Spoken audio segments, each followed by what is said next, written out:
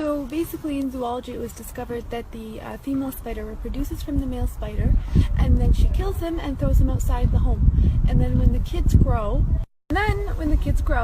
they also kill the mom spider and they throw her outside the home.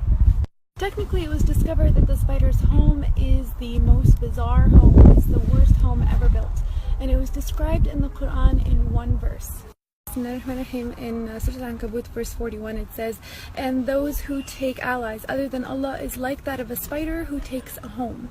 And indeed the weakest of homes is the home of the spider, if only they knew," is how the verse ended. SubhanAllah, people always knew the physical weakness and the flimsiness of the spider's home. But only in this era were they able to make the connection and comprehend the moral and the spiritual weakness of the spider's home. Hence why at the end of that verse it says, "If only they knew." Still, Allah subhanahu wa ta'ala had named an entire chapter, an entire surah after this creature. He spoke about the actual spider in one verse. The rest of the surah was about fitan, sins and temptations. Literally, the second verse in Surah Al-Ankabut says, Bismillahirrahmanirrahim, "And do people think they're going to say we believe, but they're not going to be tempted or tested or tried?" Technically, what's the connection between sins and temptations and the spider's home and the spider's web?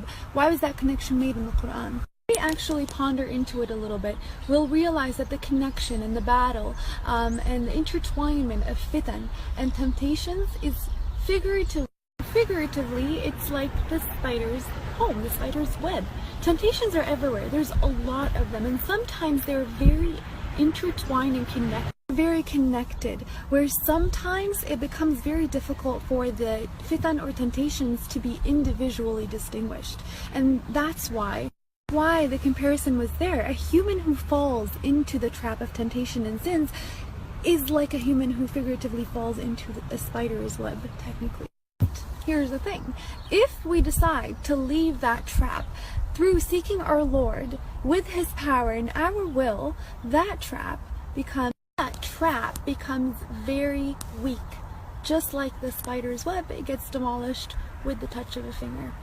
SubhanAllah, I just thought that connection in the Quran was very fascinating, very interesting. May Allah protect us from any fitan and temptations.